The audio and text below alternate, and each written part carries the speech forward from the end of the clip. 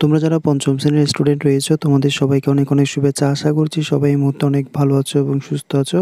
তো আজকে আমরা তোমাদের পঞ্চম শ্রেণীর ইসলাম ও নৈতিক শিক্ষা এই বিষয়ের অষ্টম সপ্তাহের অ্যাসাইনমেন্টের উত্তর নিয়ে আলোচনা করব। তো এই অ্যাসাইনমেন্টের উত্তরটি তোমরা যারা পেতে চাও তোমরা অবশ্যই আমি রিকোয়েস্ট করব তোমরা ভিডিওটি মনোযোগ সহকারে প্রথম থেকে শেষ পর্যন্ত দেখবে এবং আশা করছি তোমরা অনেক কিছু বুঝতে পারবে। তো এখানে মূলত তোমাদের মন্দ আচরণ এবং ভালো আচরণের পৃথক পৃথক একটি চার্ট তৈরি করতে বলা হয়েছে। তো আমরা আনসারটা তোমাদেরকে একটু পরে দিচ্ছি, তার আগে তোমাদেরকে একটা ছোট রিকোয়েস্ট করব, তোমরা যারা এখনো পর্যন্ত আমাদের চ্যানেলটাকে সাবস্ক্রাইব করো না অবশ্যই তোমরা সাবস্ক্রাইব করে নিবা, ভিডিওতে লাইক দিবা, কোনো সমস্যা থাকলে কমেন্টে জানাবে।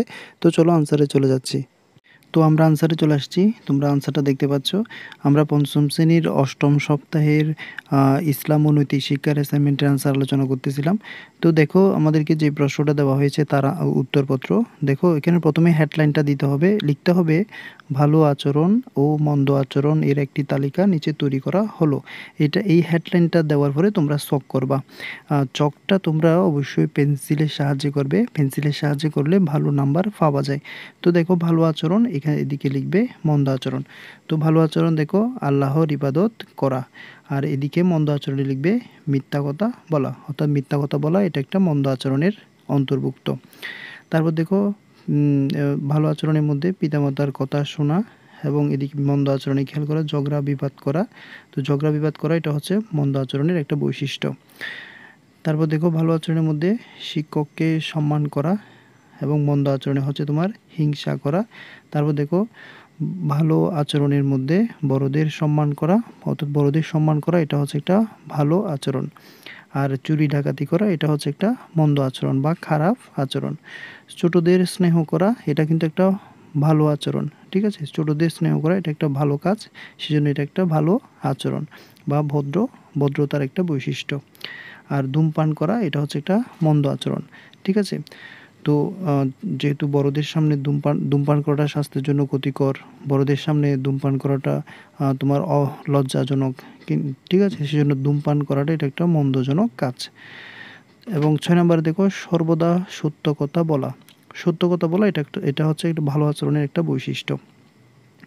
তারপর দেখো দেশের অকল্যাণ কামনা করা এটা হচ্ছে মন্দ আচরণের অন্তর্ভুক্ত।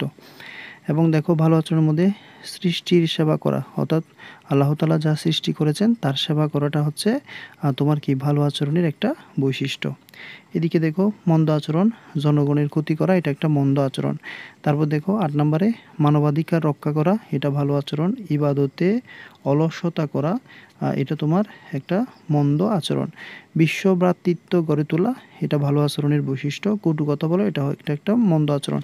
তো এখানে আমি যে চকটা তোমাদেরকে দিয়েছি, আশা করছি তোমরা এই চকের মাধ্যমে অবশ্যই আজকের এই যে অ্যাসাইনমেন্টটা তোমাদেরকে দিয়েছি, অ্যাসাইনমেন্টের আনসারে অবশ্যই তোমরা পরীক্ষায় 100% মার্কস পাবে অ্যাসাইনমেন্টের খাতায়। তো আশা করছি এই ভিডিওটা তোমাদের অনেক উপকার করেছে। তো পঞ্চম শ্রেণীর সকল ছাত্রছাত্রী তোমরা যারা এই ভিডিওটি দেখছো তোমাদেরকে আমি রিকোয়েস্ট করব অবশ্যই পরবর্তী অ্যাসাইনমেন্টের আনসার সবার আগে পাওয়ার জন্য অবশ্যই আমাদের চ্যানেলটাকে সাবস্ক্রাইব করবে, এবং তোমাদের কোন অ্যাসাইনমেন্টটা প্রয়োজন সেটা আমাদেরকে কমেন্টে লিখবে। তো আশা করছি পরবর্তী একটা ভিডিওতে দেখা হবে। ধন্যবাদ সবাইকে।